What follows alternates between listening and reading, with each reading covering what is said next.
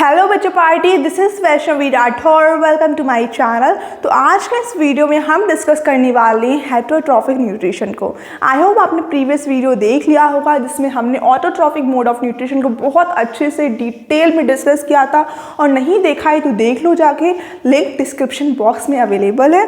ठीक है, तो आज हम डिस्कस करने वाले हैं किसके बारे में बताओ? आज हम डिस्कस करने वाले हैं हेटरोट्रॉफिक न्यूट्रिशन के बारे में। लेकिन उससे पहले मैं आपको चाहूँगी कि ऑटोट्रॉफिक न्यूट्रिशन और सबसे बड़ी बात न्यूट्रिशन क्या होता है इसको बता दूं। राइट, ये जानना हमारे लिए बहुत बहुत बहुत इंपॉर्टेंट है। तो देखो भाई, न्यूट्रिशन एक ऐसी प्रोसेस होती है जिसमें हम लोग फूड को इनटेक करते हैं। मतलब कि mode of intake of food is what is your nutrition. यही तो होता है आपका न्यूट्रिशन। जिस प्रोसेस के थ्रू हम लोग फूड को इनटेक करते हैं, देन फिर उससे न्यूट्रिएंट लेते हैं, उसको बोलते हैं न्यूट्रिशन। न्यूट्रिएंट क्या होता है? न्यूट्रिएंट बच्चा पार्टी ऐसे सब्सटेंस होते हैं जो कि हमारे लिए बहुत ज़रूरी होते हैं। राइट, हमने प्रीवियस वीडियो में मैक्रो न्यूट्रिएंट के बारे में बात की थी, इसमें हमने कार्बोहाइड्रेट, फैट, विटामिन, मिनरल, इन सब के बारे में बात की थी। इसमें हमने ये भी जाना था कि जो आपके विटामिन होते हैं और मिनरल होते हैं वो हमें क्या करते हैं मैम, वो हमें ग्रोथ में हेल्प करते हैं। वही आपके कार्बोहाइड्रेट, फैट और प्रोटीन आपको एनर्जी प्रोवाइड करते हैं। ये हमने बहुत अच्छे से बात की थी। इसके साथ ही हमने ऑटोट्रॉफिक न्यूट्रिशन देखा था। ऑटोट्रॉफिक न्यूट्रिशन ऐसे न्यूट्रिशन होता है जो कि ऐसे ऑर्गेनिज्म होते हैं बेसिकली जो अपना फूड खुद बनाते हैं। They are not depend on other organisms, they are independent. Right, वो अपना फूड सेल्फ बनाते हैं अपनी बॉडी के इनसाइड, लेकिन वो कुछ सब्सटेंसेस का यूज़ करते हैं। राइट, कौन कौन से सब्सटेंसेस होते हैं बेसिकली? आपके कार्बन डाइऑक्साइड और सनलाइट और क्लोरोफिल और वाटर। कार्बन डाइऑक्साइड और सनलाइट जब रिएक्ट करते हैं in the presence of sunlight and chlorophyll, तो दे फॉर्म ग्लूकोज और ऑक्सीजन रिलीज हो जाती है। फिर हमें मिलती है एनर्जी। कैसे एनर्जी मिलती है? जब हम ग्लूकोज को स्प्लिट करते हैं। अब इस एनर्जी वाली चीज़ को थोड़ा साइड में रख दो, क्योंकि ये टॉपिक हम रेस्पिरेशन में पढ़ेंगे। ठीक है ना, अब हम इस पे बात करते हैं। ये बहुत ज़्यादा इंपॉर्टेंट है हेटरोट्रॉफिक, क्योंकि आज का टॉपिक ही यही है। अगर मैं सब प्रीवियस वीडियो का बता दूंगी ना आपको, तो फिर मतलब क्या रह जाएगा। ठीक है, तो अब बात करते हैं हेटरोट्रॉफिक न्यूट्रिशन के बारे में। देखो स्टूडेंट, हेटरोट्रॉफिक न्यूट्रिशन एक ऐसा न्यूट्रिशन होता है जिसमें हम अपना फूड खुद न बनाकर दूसरों से लेते हैं, दूसरे अदर ऑर्गेनिज्म से लेते हैं। तो उस टाइप के न्यूट्रिशन को हेटरोट्रॉफिक न्यूट्रिशन बोलते हैं। और आपको जानकर बहुत ज़्यादा खुशी होगी कि हम लोग हेटरोट्रॉफिक न्यूट्रिशन में आते हैं। हम लोग इंडिपेंडेंट नहीं हैं, हम लोग डिपेंडेंट हैं।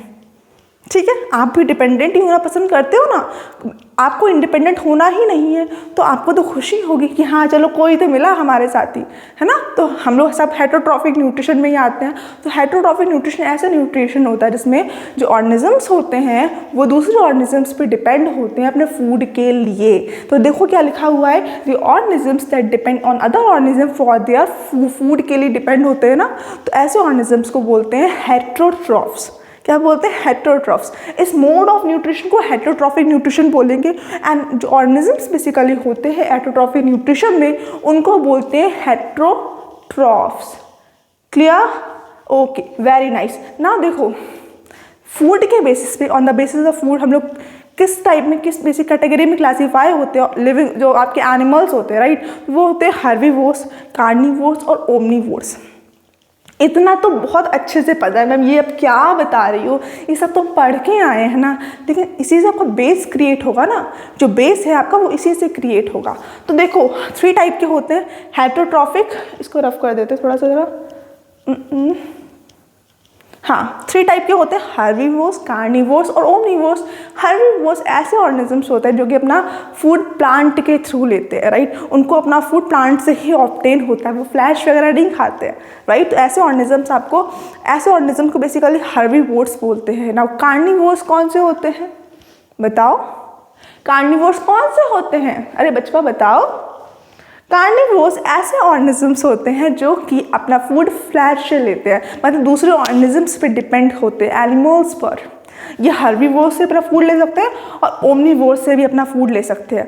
ये पेन आपको दिख नहीं रहा होगा। आपको पता है एक प्रीवियस वीडियो में क्या हुआ था, मैंने लीफ बनाई थी इस पेन के थ्रू, और फिर क्या हुआ वो दिख ही नहीं रहा था। और मैं पता क्या बोली, देखो हमारी इतनी सुंदर सी लीफ। क्या हो गया मेरे साथ, है ना, प्रैंक हो गया एक बहुत बड़ा। राइट, तो देखो भाई मैं क्या बोल रही थी आपको, कार्निवोर्स ऐसे ऑर्गेनिजम्स होते हैं जो कि अपना फूड दूसरे ऑर्गेनिजम्स से लेते हैं, वो प्लांट्स पर डिपेंड नहीं होते, वो प्लांट से अपना फूड नहीं लेते हैं, राइट ना। अब बात करते हैं थर्ड कैटेगरी के बारे में जो कि है ओमनिवोर्स। ओमनिवोर्स में हम आते हैं, we basically come in this category human. Carnivores में आप लॉयन का एग्जाम्पल दे सकते हो, इसमें आप काऊ का ले लो, ठीक है ना। तो ओमनिवोर्स बेसिकली ऐसे ऑर्गेनिजम्स होते हैं जो कि अपना फूड कार्निवोर्स से भी ले सकते हैं और हार्बिवोर्स मतलब कि प्लांट से भी लेते हैं और आपके फ्लैश वगैरह भी खा सकते हैं। हम लोग खाते हैं ना, मैं तो नहीं खाती हूँ बट आप लोग हो सकता है खाते हो फ्लैश, ठीक है। नॉन वेजिटेरियन, वेजिटेरियन, ठीक है, यहाँ पर डिपेंड करता है आप क्या हो। तो बेसिकली ओमनिवोर्स ऐसे ऑर्गेनिजम्स होते हैं जो अपना फूड अदर एनिमल से भी ले सकते हैं और प्लांट से भी ले सकते हैं। ये बेसिकली मिक्सचर होते हैं हार्बिवोर्स और कार्निवोर्स का, ठीक है मैम। बहुत अच्छे से क्लियर हो गया क्या होता है हर्बीवोर्स, कार्निवोर्स, ओमनिवोर्स, क्योंकि आपको पता था। लेकिन अब हम जो बहुत इंपॉर्टेंट टॉपिक के बारे में बात करने जा रहे हैं, हो सकता है आपको ना पता हो। तो देखो हेटेरोट्रॉफिक मोड ऑफ न्यूट्रिशन को हम लोग क्लासीफाई करते हैं इनटू 3 टाइप्स। अगेन 3 टाइप्स में क्लासीफाई करते हैं, सैप्रोफिटिक, पैरासिटिक और holozoic. Saprophytic, parasitic, holozoic, repeat with me, saprophytic, parasitic, holozoic, saprophytic, parasitic, holozoic. तो 3 टाइप में हम हेटेरोट्रॉफिक न्यूट्रिशन को क्लासीफाई करते हैं, saprophytic, saprophytic, holozoic, parasitic. Clear हो गया ना। अब बात करते हैं सैप्रोफिटिक क्या होता है। मैम ऐसे ऑर्गेनिजम्स जो डेड एंड डिकेइंग मैटर से अपना फूड लेते हैं, जो अपना food dead and decaying matter से लेते हैं, उनको बोलते हैं सैप्रोफिटिक ऑर्गेनिजम्स। क्या समझा? ऐसे ऑर्गेनिजम्स जो डेड एंड डिकेइंग मैटर से अपना फूड लेते हैं, सड़े गले खाने से, हैं सड़े गले खाने से लेते हैं, हाँ सड़े गले खाने से लेते हैं ये लोग फूड। तो ऐसे ऑर्गेनिजम्स को जो डेड एंड डिकेइंग मैटर से अपना फूड, अपना न्यूट्रिशन ऑब्टेन करते हैं, उनको बोलते हैं सैप्रोफिटिक। वेरी एग्जाम्पल देख लो, yeast and fungi, yeast and fungi, saprophytic yeast and fungi, saprophytic yeast and fungi, saprophytic yeast and fungi. तो ईस्ट एंड फंजाई अपने एग्जाम्पल होते हैं सैप्रोफिटिक मोड ऑफ न्यूट्रिशन के। और ये मत सोचना कि क्वेश्चन आया नहीं, क्वेश्चन आया हुआ है, बोर्ड में पूछा जा सकता है MCQ। तो न्यू पैटर्न जो आया है उसमें MCQs पूछे जा रहे हैं, 40% MCQs आएंगे बोर्ड में।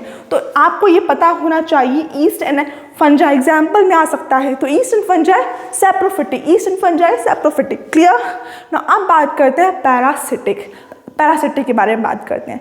पैरासिटिक मोड ऑफ न्यूट्रिशन ऐसा न्यूट्रिशन होता है जिसमें जो ऑर्गेनिजम्स होते हैं वो दूसरे बॉडी पर डिपेंड होते हैं, दूसरे ऑर्गेनिजम्स पर डिपेंड होते हैं फॉर देयर फूड। ये क्या करते हैं, ये ऑर्गेनिज्म ऐसे होते हैं ना जो कि बॉडी के ऊपर रहेंगे, लिविंग ऑर्गेनिजम्स के ऊपर, और या तो ये हो सकता है ये इनसाइड द बॉडी, जैसे लाइस होते हैं, जुएं आपके सर पे हो जाते हैं, दे आर पैरासाइट और एक्टो पैरासाइट बात करेंगे अभी इसके बारे में। अभी जस्ट इतना समझो कि जो आपको जुएं होते हैं ना बालों पर, वो पैरासाइट होते हैं। क्लियर हो रहा है। तो ऐसे ऑर्गेनिजम्स जो कि दूसरे ऑर्गेनिजम्स के ऊपर रहते हैं, उन ऑर्गेनिजम्स को जो दूसरे ऑर्गेनिजम्स होते हैं जिसमें वो रह रहे होते हैं, उनको बोलते हैं होस्ट ऑर्गेनिजम्स। तो ऐसे ऑर्गेनिजम्स जो होस्ट ऑर्गेनिजम्स के ऊपर रहते हैं या इनसाइड द बॉडी रहते हैं, उनको बोलते हैं पैरासिटिक, उनको बोलते हैं पैरासिटिक, उनको बोलते हैं पैरासिटिक। क्लियर हो रहा है। तो ऐसे ऑर्गेनिजम्स जो कि दूसरे ऑर्गेनिजम्स पर रहते हैं उनको बोलते हैं एक्टोपैरासाइट। हाँ, रहते हैं एक्टोपैरासाइट, और इनसाइड बॉडी रह रहा है तो एंडोपैरासाइट। ठीक है, तो 2 टाइप के पैरासाइट होते हैं, एक्टोपैरासाइट और एंडोपैरासाइट। 2 टाइप के पैरासाइट होते हैं, एक्टोपैरासाइट और एंडोपैरासाइट। क्या समझे? एक्टोपैरासाइट और एंडोपैरासाइट 2 टाइप के पैरासाइट होते हैं। तो देखो भाई, एक्टोपैरासाइट ऐसे पैरासाइट होते हैं जो कि लिविंग बॉडी के ऊपर रहते हैं, लिविंग बॉडी के ऊपर रहते हैं। जैसे आपको लाइस हो गया, आपके जो है वो आपकी बॉडी के इनसाइड रहते हैं या फिर आउटसाइड। अब तो खैर नहीं होंगे, ऐसे एग्री करती हूँ, बट पहले जब आप छोटे बच्चे रहे होंगे, शायद आपके हो गए हो, तो उस टाइम पर आपके जो पैरासाइट्स, आपके जो लाइस थे वो कहाँ रहते थे बताओ? हम आउटसाइड द बॉडी रहते थे। तो ऐसे पैरासाइट को हम लोग बोलते हैं एक्टोपैरासाइट, एक्टोपैरासाइट, एक्टोपैरासाइट। तो ऐसे पैरासाइट जो कि लिविंग बॉडी के ऊपर रहते हैं, होस्ट ऑर्गेनिजम्स के ऊपर रहते हैं, उनको बोलते हैं ectoparasite. Clear? Now parasite which live outside on host body. 1 minute पहले कैमरा चेक कर लूँ चल रहा है कि नहीं चल रहा है, मैं फालतू पागलपंती कर रही हूँ मैं।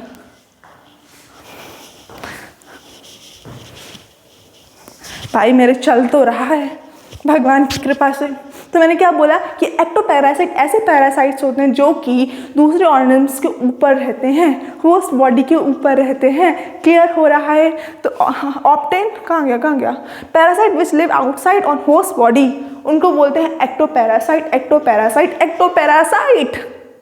मैम क्लियर हो रहा है? कुछ हो रहा है? हुआ नहीं है? आई होप हो गया होगा ना। अब बात करते हैं एंडोपैरासाइट्स के बारे में। एंडोपैरासाइट ऐसे पैरासाइट्स होते हैं जो कि लिविंग बॉडी के अंदर रहते हैं, होस्ट बॉडी के अंदर रहते हैं, उनको बोलते हैं एंडोपैरासाइट। ठीक है, एग्जाम्पल से नहीं पूछे जाएंगे क्योंकि थोड़ा सा आउट ऑफ एनसीईआरटी है ये, मानती हूँ इस चीज़ को, लेकिन हो सकता है ये पूछ लें। लीच और लाइट का एग्जाम्पल बहुत कॉमन है, बहुत ज़्यादा वाला कॉमन है, तो ये आपको याद करके जाना है, लीच एंड लाइस। ठीक है, ये आपके एक्टोपैरासाइट में आते हैं। एंडोपैरासाइट इनसाइड दी बॉडी, ऐसे ऑर्गेनिजम्स जो कि इनसाइड दी बॉडी रहते हैं उस बॉडी के, उनको बोलते हैं एंडोपैरासाइट। क्लियर? Very nice. उफ, तो एक्टोपैरासाइट एंडोपैरासाइट 2 टाइप के होते हैं। याद कैसे रखें? कन्फ्यूज़न तो इस बात की हो जाती है ना कि एंडो और एक्टो में याद कैसे रखें, कौन से और एक्टो होते हैं जो आउटसाइड रहते हैं, कैसे पता लगेगा? देखो स्टूडेंट, एंडो में देखो जरा, एंडो में ईएन आ रहा है, इन बोले तो इनसाइड, तो आप ऐसे याद रख सकते हो कि ईएन इसमें आ रहा है, इसलिए हम इनसे याद रखेंगे जो कि इनसाइड होता है। तो इनमें एंडो में इन आ रहा है और पूरा आप इसको भी ले सकते हो एंडो, तो ये अंदर ही ये इनसाइड को ही तो रिप्रेजेंट कर रहा है ना, तो उसको बोलते हैं एंडोपैरासाइट। थोड़ा बीच में हो जाता है तो उसके लिए माफ़ी चाहूँगी। ठीक है, तो एंडोपैरासाइट बेसिकली ऐसे ऑर्गेनिजम्स होते हैं जो कि इनसाइड दी बॉडी रहते हैं। क्लियर? Very nice. नाउ अब बात करते हैं थर्ड टाइप के न्यूट्रिशन के बारे में, जो कि है होलोजोइक। होलोजोइक में हम आते हैं, we basically come and holozoic. We are all basically living organisms नहीं, ऑल एनिमल्स। जनरली जितने भी एनिमल्स होते हैं ना, वो सब होलोजोइक होते हैं। क्लियर? ऑल एनिमल्स नहीं, जनरली मोस्टली एनिमल्स जो होते हैं ना, वो आपके होलोजोइक होते हैं। याद रखो, होलोजोइक होते हैं। अरे मैम होलोजोइक तो याद हो गया, लेकिन ये तो बताओ होलोजोइक होता क्या है? ये क्वेश्चन है ना आपका। तो देखो, होलोजोइक बेसिकली ऐसे ऑर्गेनिजम्स होते हैं जो कि क्या करते हैं, अपना फूड आउटसाइड लिविंग ऑर्गेनिजम से लेते हैं और फिर क्या करते हैं, उसको बाहर प्रिपेयर करते हैं, देन फिर उसको ईट करते हैं, फिर डाइजेशन उसका करते हैं, देन फिर उसको रिलीज कर देते हैं आउटसाइड दी बॉडी। तो उस ऐसे ऑर्गेनिजम्स को जो ये सारी प्रोसेस को फॉलो करते हैं ना, उसको भी बोलते हैं होलोजोइक न्यूट्रिशन। और इस चैप्टर में, इस पर्टिकुलर टॉपिक में हम होलोजोइक न्यूट्रिशन को बहुत अच्छे से डिटेल में डिस्कस करेंगे। ठीक है, तो एग्जाम्पल के लिए आप ह्यूमन, डॉग और कैट को ले सकते हो। क्लियर? एक बार समराइज करा देती हूँ फटाफट से। हेटरोट्रॉफिक न्यूट्रिशन ऐसे ऑर्गेनिजम्स जो कि अपने फूड अदर ऑर्गेनिज्म से लेते हैं, दूसरे ऑर्गेनिज्म पर डिपेंड होते हैं फॉर देयर फूड। एग्जाम्पल, जो ऑर्गेनिजम्स फिजिकली होते हैं वो होते हैं हेटरोट्रॉफ्स। एनिमल्स जितने होते हैं वो आपके हेटरोट्रॉफिक न्यूट्रिशन में आते हैं। ठीक है, हर्बीवोर्स, कार्निवोर्स, ओमनिवोर्स डन है हमारा। टाइप्स ऑफ हेटरोट्रॉफिक न्यूट्रिशन आपके सेप्रोफिटिक, पैरासिटिक और होलोजोइक। सेप्रोफिटिक ऐसे ऑर्गेनिजम्स होते हैं जो कि डेड एंड डिकिंग मैटर से अपना फूड लेते हैं। आपके पैरासिटिक ऐसे ऑर्गेनिजम्स होते हैं जो कि लिविंग ऑर्गेनिज्म के ऊपर या अंदर रहते हैं। एग्जाम्पल के लिए आप लीच और लाइस को ले सकते हो। एक्टोपैरासाइट और एंडोपैरासाइट इसके टाइप्स होते हैं। फिर आपने होलोजोइक के बारे में बात करी, ह्यूमन, काउ, डॉग, ये सब आपके होलोजोइक होते हैं। इसके बारे में तो डिटेल में चर्चा करनी है हमें, फटाफट से ले लो इसका स्क्रीनशॉट। कैसे लगी मेरी एक्सप्रेस? अच्छी लगी हो तो प्लीज़ लाइक करें, चैनल को शेयर करें, सब्सक्राइब करें, बेल आइकन को हिट करना ना भूलें। ओके, बाय बाय नहीं, इसका स्क्रीनशॉट लो। क्या कॉमेडी है यार, इतनी घटिया।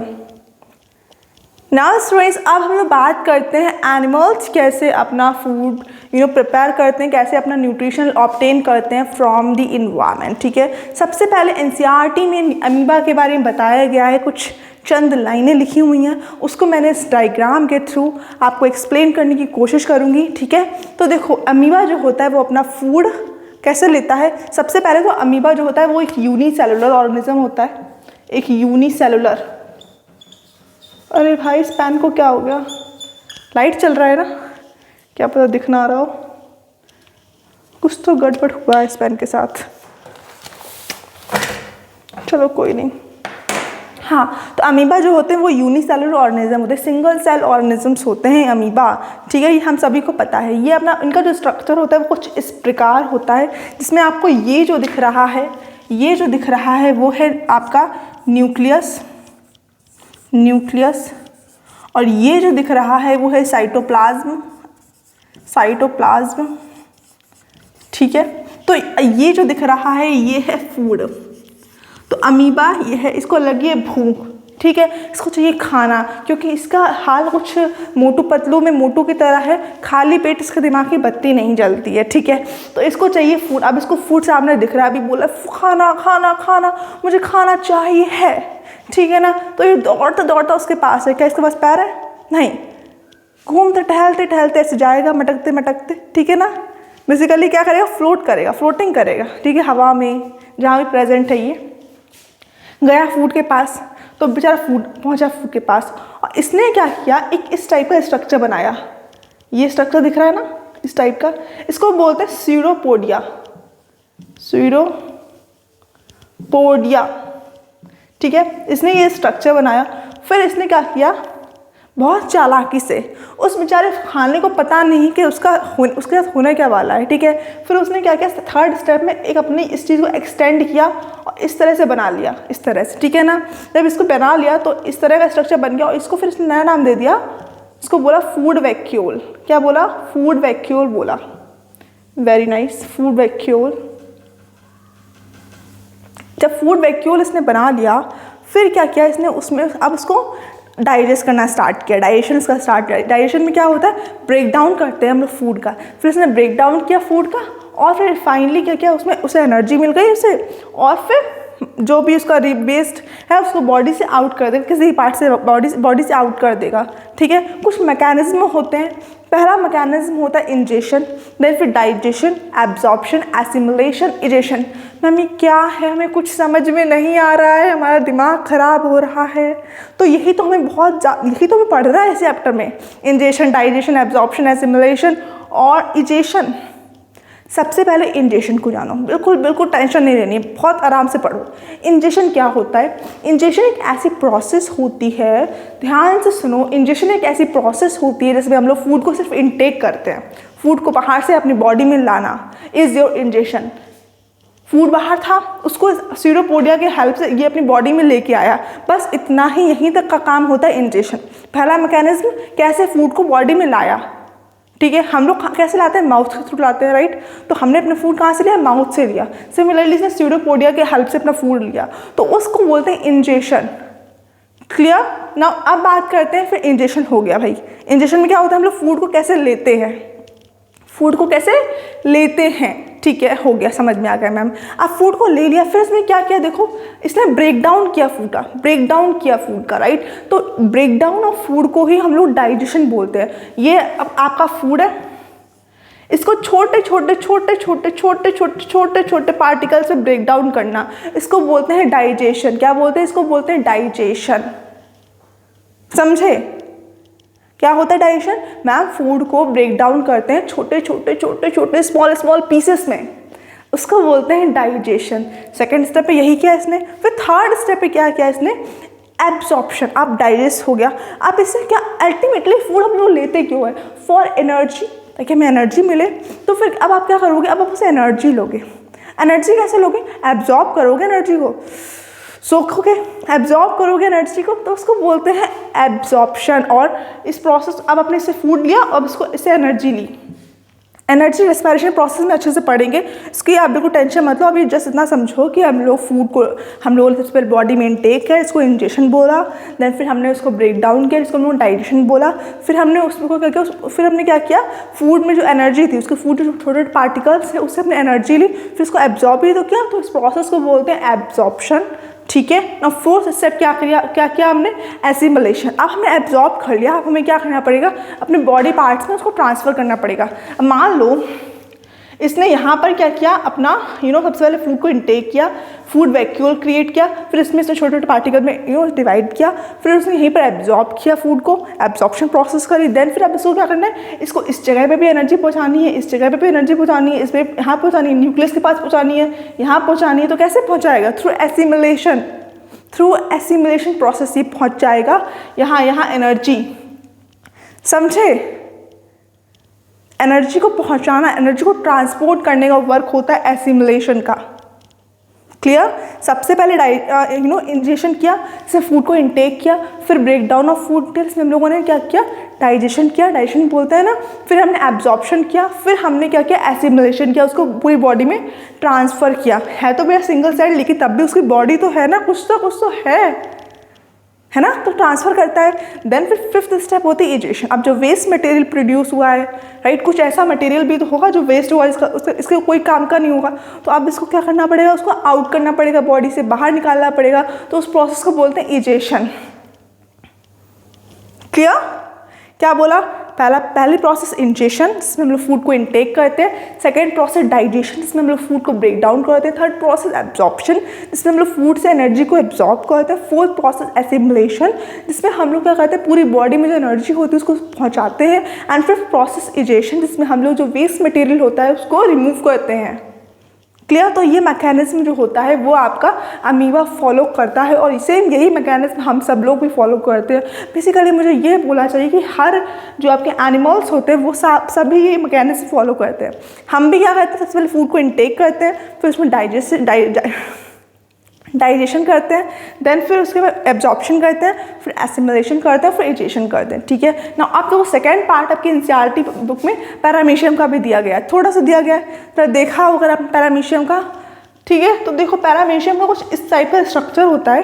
ठीक है, अब ये क्या है इसके बारे में हमें जानना जरूरत है, बस इतना ज़्यादा। ये सीलिया होते हैं जिससे वो मूव करता है, ठीक है ना, और ये फूड रखा हुआ है। ठीक है, अमीबा क्या करेगा, अमीबा बोली पैरामीशियम अपना फूड यहाँ पर इस एरिया में इनटेक करेगा, और जो पूरी प्रोसेस है उसकी इंजेशन, डाइजेशन, एब्जॉर्प्शन, एसिमिलेशन, वो इंजेशन और डाइजेशन प्रोसेस इस एरिया में होगी। इंजेशन और डाइजेशन प्रोसेस, और ठीक है, वहीं आपकी जो एब्जॉर्प्शन है, वो एब्जॉर्प्शन होने के बाद ये एनर्जी जाएगी यहाँ पर हर बॉडी पार्ट में जाएगी, तो उसको बोलते हैं एसिमिलेशन। एसिमिलेशन होने के बाद जो वेस्ट मटेरियल होगा वो थ्रू दिस पार्ट, अच्छा मैंने बनाया नहीं है, इस एरिया से वो आउट हो जाएगा। क्लियर? तो ये क्लियर होगा, फटाफट से इसका स्क्रीनशॉट ले लो, क्योंकि अब हम लोग मोस्ट इम्पॉर्टेंट न्यूट्रिशन के बारे में बात करने जा रहे हैं, जो कि ह्यूमंस का होता है। ठीक है, लेकिन उससे पहले मैं चाहूँगी आप इसका स्क्रीनशॉट ले लो।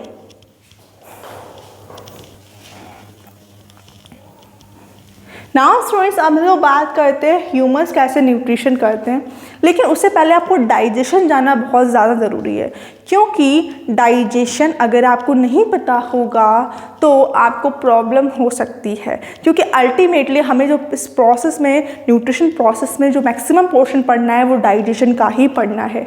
ठीक है ना? तो डाइजेशन समझो कि डाइजेशन क्या होता है। डाइजेशन एक प्रोसेस होती है जिसमें हम लोग फूड को ब्रेक डाउन करते हैं, राइट? अभी बताया भी था कि डाइजेशन क्या होती है, ऐसे प्रोसेस होती है जिसमें हम लोग फूड का ब्रेक डाउन करते हैं। ठीक है, तो ये डाइजेशन होती है, और आपको पता होना चाहिए हमारी बॉडी में जो डाइजेशन है वो स्टार्ट कहाँ से होता है, पता है? माउथ से। माउथ से डाइजेशन स्टार्ट होता है, हमने तो सुना स्टमक से स्टार्ट होता है, नहीं, माउथ से होता है। ठीक है, तो डाइजेशन जो सिस्टम करता है उसको बोलते हैं डाइजेस्टिव सिस्टम। क्या बोलते हैं? Digestive system. Repeat with me, ऐसा सिस्टम जो कि डाइजेशन करता है उसको बोलते हैं डाइजेस्टिव सिस्टम, और जो कि 9 मीटर लॉन्ग होता है। कितना मीटर लॉन्ग होता है? 9 मीटर लॉन्ग होता है। तो देखो डाइजेस्टिव सिस्टम 9 मीटर लॉन्ग लिखा भी हुआ है। अब देखो हर चीज़ का स्पेसिफिक एरिया है, राइट, कि ये चीज़ कहाँ होगी, ये चीज़ कहाँ होगी। वैसे ही आपको डाइजेशन जो है, न्यूट्रिशन जो है बेसिकली, वो उसका भी एक स्पेसिफिक एरिया है, उसको बोलते हैं एलिमेंट्री कैनाल। एक कैनाल, एक लंबी सी पाइप पड़ी हुई है, माउथ से एनस तक जाती है। ठीक है ना? उस पाइप को बोलते हैं एलिमेंट्री कैनाल। ठीक है, तो एलिमेंट्री कैनाल जो होती है वो बेसिकली एक पाइप होती है जिसमें हम लोग डाइजेशन प्रोसेस करते हैं। आपका इंजेशन पहले होता है, फिर डाइजेशन होता है, फिर बचा पार्टी आपका उसके बाद एब्जॉर्प्शन होता है, फिर एसिमिलेशन होता है, और फिर इजेशन हो जाता है, राइट? तो इसके बारे में हमें बेसिकली एलिमेंट्री कैनाल बताती है। ठीक है, नाउ देखो एलिमेंट्री कैनाल के कितने कंपोनेंट होते हैं? Mouth, buccopharyngeal cavity, oesophagus, stomach, intestine, और देन फिर एनस। ठीक है। अब देखो यार वीडियो लेंदी हो रहा है, क्योंकि वीडियो लेंदी हो रहा है इसलिए मैं इस पार्ट को प्रीवियस अपकमिंग वीडियो में कवर करूंगी, लेकिन अभी के लिए इंट्रोडक्शन दे देती हूँ कि एलिमेंट्री कैनाल के mouth, buccopharyngeal cavity, oesophagus, stomach, intestine. Intestine में दो पार्ट होते हैं, लार्ज इंटेस्टाइन, स्मॉल इंटेस्टाइन और एनस आते हैं।